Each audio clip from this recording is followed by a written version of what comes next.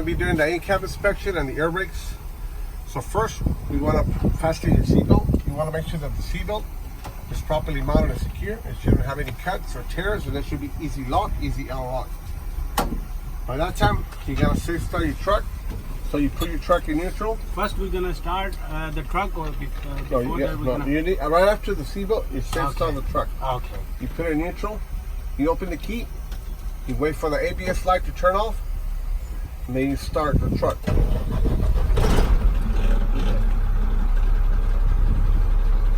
Now we're going to start with the in-cab inspection. So the first thing is I'll check my mirrors. Make sure that the mirrors are adjusted so I can see the trailer. It shouldn't be cracked, broken, and no illegal stickers. After that, I'm going to go to my windshield. Make sure that the windshield is properly secure with the weather strip. The windshield should not be cracked or broken and have no illegal stickers. Also, the back window should be secure, not cracked or broken, and not missing any rubber, the rubber seal. And there's no illegal stickers to block your view. Right after that, we're going to come over here and we're going to check the highway horn. Then we're going to go to the city horn. Both of them are working properly. Then we're going to go to this section. And we're going to go by sections. So first, I turn on my lights. Those are my low beams. The low beams are working properly, and then I go to here. Right there. Those are my high beams. Are working properly. Then I'll turn them up. Then I go to my signal lights. So my left turn signal, my right turn signal, and the four-way flashes are going to be in here. They're all working properly. From there, I'm going to go to my wipers. I want to make sure that the wipers have enough rubber. So you explain it first. The wipers should have enough rubber to clean the windshield when it rains. Then I'll turn my wipers. The wipers are working properly. In here, you're going to have the washer fluid. So you check your washer. Make sure that the washer fluid is working properly. You don't have any water right now. After that, we're going to go to the gauges. So remember, the oil is pressure, water is temperature, and battery is volts. So you read it wherever it's at. My oil pressure is reading at 30 psi. That means it's working properly. This is the tip, even though it's broken. It's reading at 30 psi. That means it's working properly. My water temperature is at 140. That means it's working properly. It's at a normal range. My battery volt. The battery volt is reading 14 volts. It's at a normal range. It's working properly. From there, we're going to go to the RPMs. The RPMs, and they step on accelerator. The needle's moving. That means my RPM is working properly. Speedometer. We're going to check that when we start driving or we're in motion. My fuel tank is reading 3/4. Same thing is broken, but that's the tip. So it's working properly. This is my primary and this is my secondary air tanks. See the P? That's for primary. The S is for secondary. Primary and secondary, they are both reading 132 psi. That means they're a normal range. They're working properly. You never read this one. This one always wrong. So primary, secondary, and you read this one. After that, we go to the brake knobs. These are brake knobs for brake valves. Make sure they're straight, they're not cracked, they're not broken, not leaking. Properly secure. My fan. You turn on your fan and you check it. My fan is working properly. Then I go to my heater. My heater is working properly. From there, I'm going to go to my defroster. The defroster is working properly. Then you turn it off. You don't have to check the AC. Not all the trucks have AC, so they don't require it. If you do it, it's okay, but you don't have to. Under the seat where you're at, there's a box with 3 reflective triangles and 3 extra fuses, just in case of emergency. Right here, you guys are going to have a fire extinguisher. You want to check the fire extinguisher, make sure it's properly secured to the floor with the strap. The fire extinguisher should be clean, up to date, and full. Make sure it's an ABC rated fire extinguisher. Now we're going to go to the floor. We want to make sure that the floor is clean. There shouldn't be any bottles or trash, anything that could get under the pedals when I'm driving and block it. So now I'm going to check my clutch. I want to make sure that the clutch has no more than 2 inches of free plate. The steering wheel should not have more than 2 inches of free plate. It should always be clean, no grease, no oil. My servant brake. Just tap it, that way they can hear it. It's working properly. The accelerator. It's working properly. that concludes my in-cab inspection. Now we're gonna do our air brakes. My first test for the air brakes is my governor cutout. The cutout cannot be more than 140 psi. So for this test, we're gonna start off by pumping the brake 3 times to lose the pressure. Check this out. My tanks are full right now, so there's no way for us to see where it cuts out unless we pump it. That's why we need to pump it 3 times. So we're gonna lose pressure 3 times. 1, 2, 3. Now I'm gonna build pressure between 10 and 15 RPM, and I'm gonna wait for it to cut out. Remember, the cutout is where your tanks get full. And you gotta hear that. That's the sign.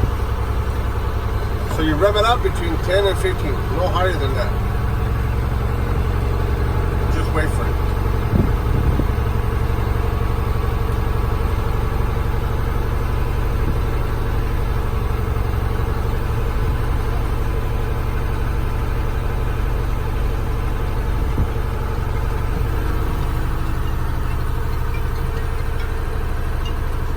Sí, Pablo. No, se fue lonche. Acá no llega. ¿Mañana? Ándale, Pedro. Ok, yeah, that sounds good. Ahorita nomás que me estoy grabando un video de los air brakes que me están aquí enseñando. Ahorita voy. Okay, whatever to cut out at 130 psi. I mean, this is a good test. It's 10, 20, 30. Sí, Pablo.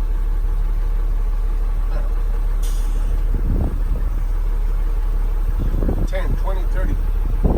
That means this is a good test. Whatever to cut out at 130 psi, it's a good test. My next test is going to be a cutting test. Cutting test should not be less than 100 psi. So for this test, I'm going to start off by pumping the brake 1 time slowly. When you read it, my gauge is now reading 120. I'm going to count 15 seconds and build pressure.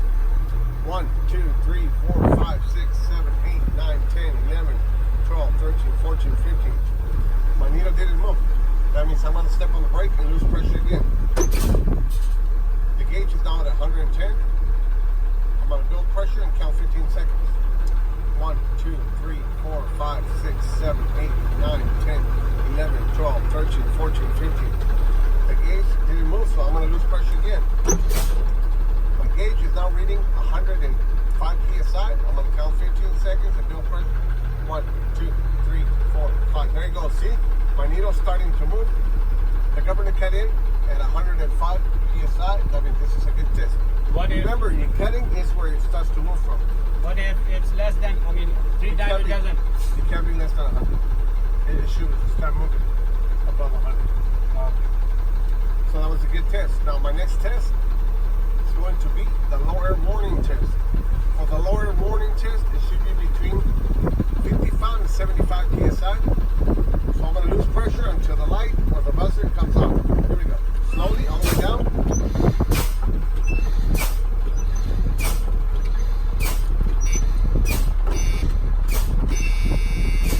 The low warning light came on at 70 psi, so that means this is a good test. It's always going to come out around 70. For my next test is the apply linkage test. So for this test, I need to build up air pressure first. Once again, I'm going to build up the pressure between 10 and 15 RPM.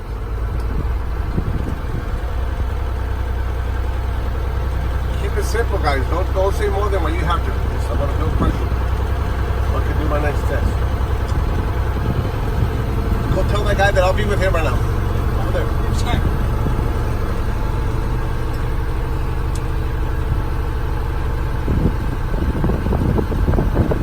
This one should be like 30.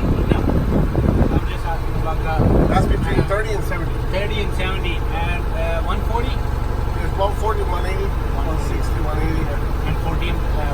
13 to 14.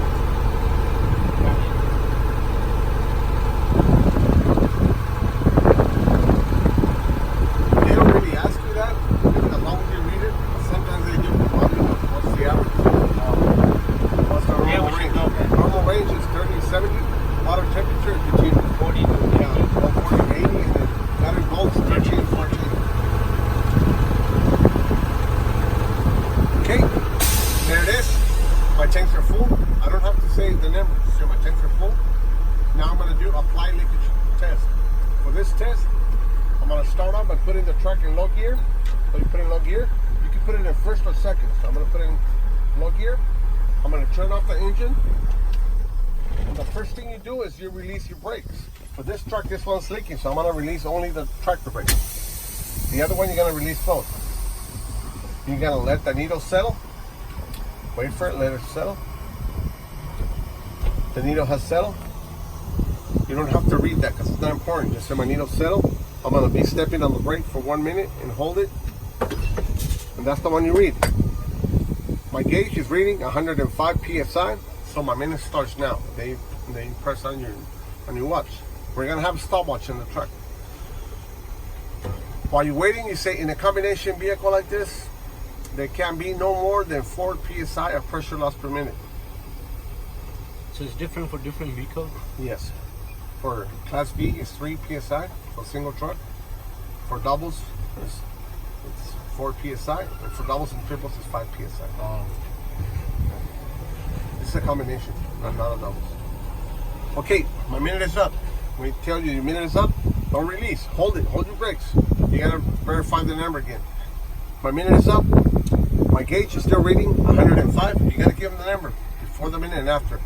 It is reading 105. It didn't move. That means this is a good test. Then you can ask the instructor, I'm gonna release the brakes, okay? And they say, okay. My next test is going to be the pop-out test.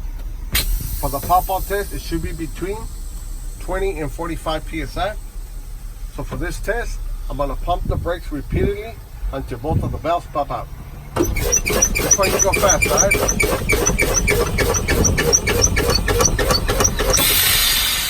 Both valves popped out at 25 psi. That means this is a good test. It was between range. Now for my next test, I'm gonna put the truck in neutral. I'm gonna safe start the truck, so I'm gonna open the key first. Wait for the ABS light to turn on. Usually when the cages go like this and they fall back, it's ready to go. And I'm gonna build up air pressure. We're gonna fill it up again. Once again, it's between 10 and 15.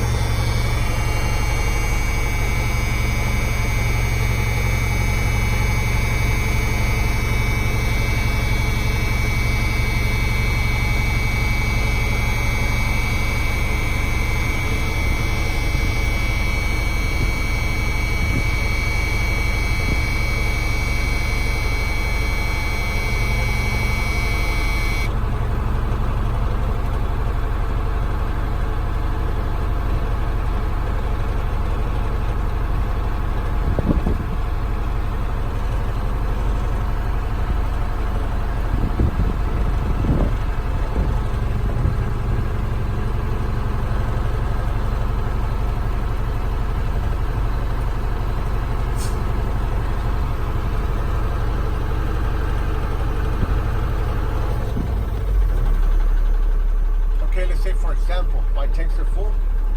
I gotta run because there's a guy waiting.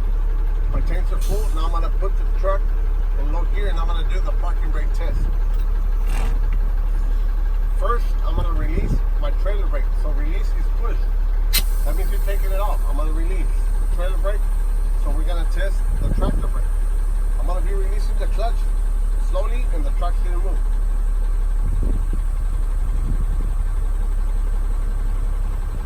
Right there. The truck didn't move. That means my tractor brake is working properly. It's a good test. The truck Now- moved like now it was just moving, so No, it's no. a good test. It's a good test. My truck didn't move. It's a good test. Okay. Now I'm gonna apply the trailer brake. That means I put it on. Then I'm gonna release. I'm gonna take it off. The tractor brake. Now we're testing the trailer. Okay? My trailer didn't move. That means this is a good test. Now I'm gonna release both brakes. That means I'm gonna push it in. This one's already pushed, so leave it alone.